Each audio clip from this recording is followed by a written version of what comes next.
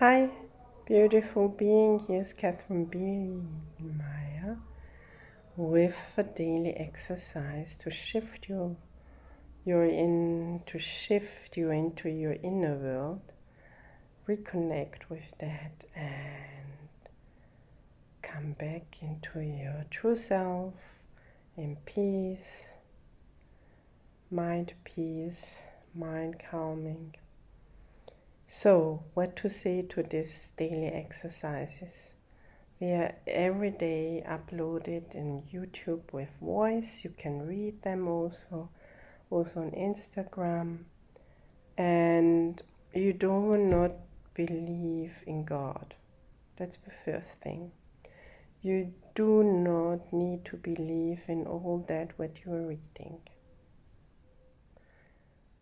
Just in doing and reading this exercise and doing it repeatedly, you will see you become more quiet, more calm, less crazy, less mind-driven, more back to your heart, more in God, which is your higher self. So it's just a reconnecting with your true essence. With this space which you have been as a little baby, as a little child, you were in these hands of God without knowing it, without believing in that, and you were this innocent child of God, not knowing anything, not understanding anything, so alive and so curious. So, we are invited to come back to this space. That's the space where you will find true happiness again. Now, I do that daily exercises since 2 years, and my life keeps on changing. I can't control anything. God's will and God's plan is my will. So whatever shows up, I go with that. Of course, I ask God and receive also. It's not good to just ask and then have the door closed. I know a couple of people who do that like that.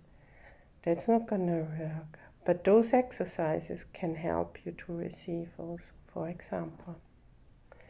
So, just do it. Until all my lifetimes and this life, whatever I choose to check out, that's the only one which brings me to fulfillment, to true fulfillment and true happiness without abiding to an illusionary world. So, please check it out, at least for a month. I believe that then you don't want to go to stop anymore. Okay, today we have a daily exercises 167 with the idea there is one life and that I share with God. There are not different kinds of life, for life is like the truth. It does not have degrees. It is the one condition in which all that God created share. Like all his faults, it has no opposite. There is no death because what God created shares his life. There is no death because an opposite to God does not exist. There is no death because the Father and the Son are one.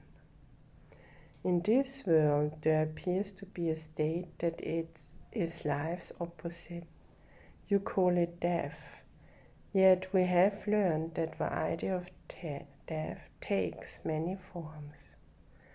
It is the one idea which underlies all feelings that are not supremely happy.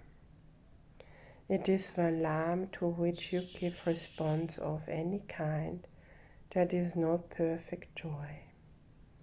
All sorrow, loss, anxiety and suffering and pain, even a little sight of weariness, a slight discomfort, or the merest frown, acknowledge death and thus deny you live.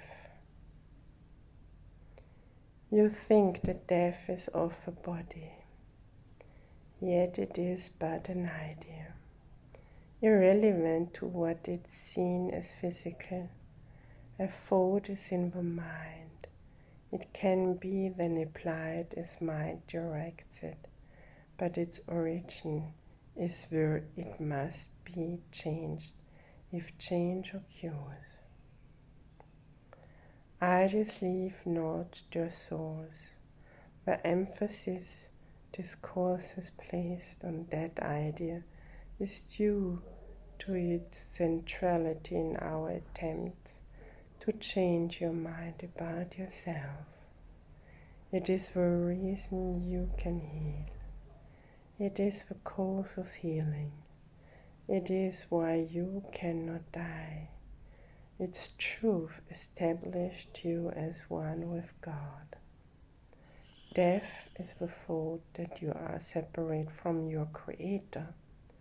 It is the belief conditions change, emotions alternate because of causes you cannot control, you did not make, and you can never change. It is the fixed belief ideas can leave the source and take on qualities the source does not contain, becoming different from their own origin, apart from it in kind as well as distance, time and form. Death cannot come from life. Ideas remain united to their source. They can extend all that their source contains. In that they can go far beyond themselves. But they cannot give birth to what was never given them. As they are made, so will their making be. As they were born, so will they then give birth. And where they come from, there will they return. The mind can think it sleeps, but that is all. It cannot change what is its waking state. It cannot make a body, nor abide within a body. What is alien to the mind does not exist, because it has no source. For mind creates all things that are, and cannot give them attributes it lacks, nor change its own eternal mindful state. It cannot make the physical. What seems to die is but the sign of mind asleep. The opposite of life can only be another form of life. As such, it can be reconciled with what created it, because it is not opposite in truth. Its form may change. It may appear to be what it is not. Yet, mind is mind, awake or sleeping. It is not its opposite in anything created, nor in what it seems to make when it believes it sleeps.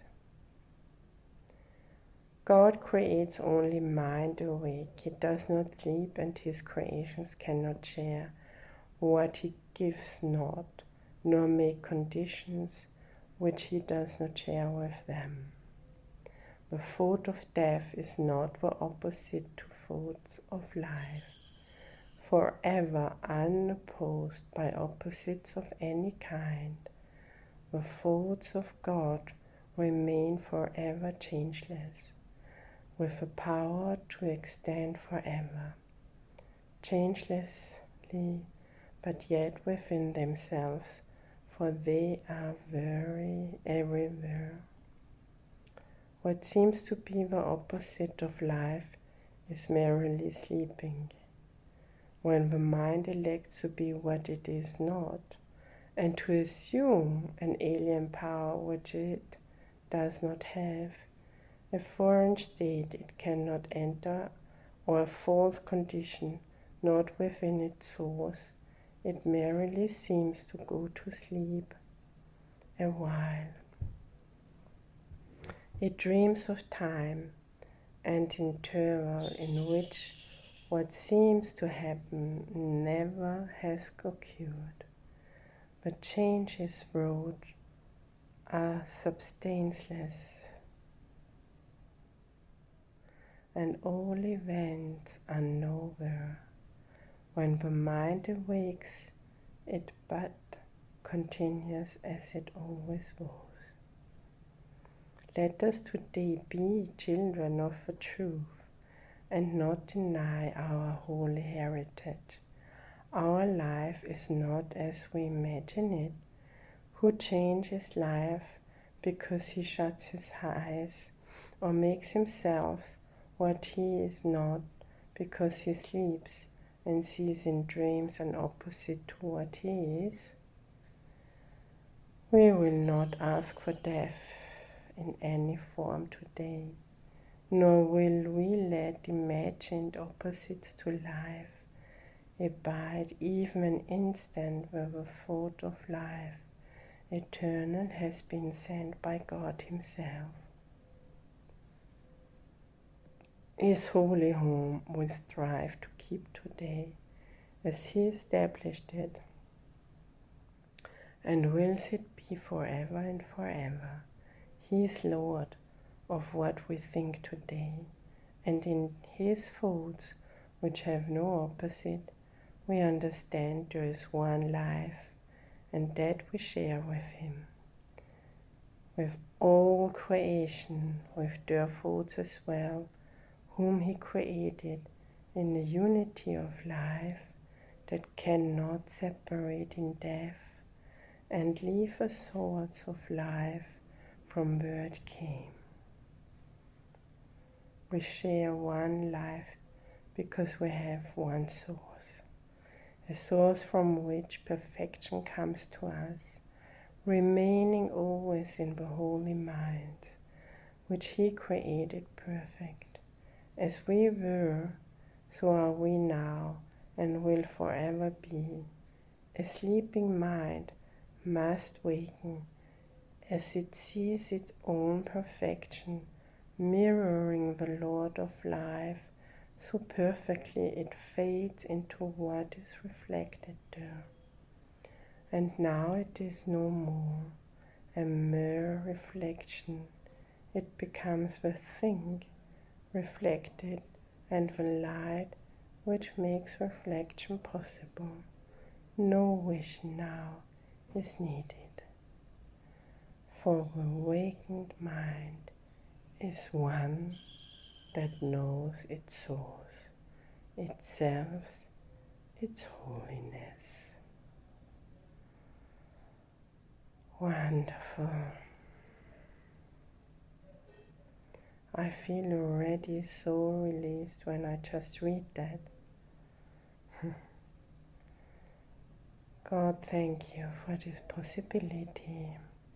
Thank you for studying it, for doing the exercise, and thank you for sharing that. Thank you for subscribing and following and commenting and being part of our Miracle Heart family. You are not alone. You are never alone. If you feel alone, contact me. If you feel caught up, contact me. We can do a little short session to that. So thank you for you for being here on this earth. Thank you for being the light and the love you truly are. Bye for now.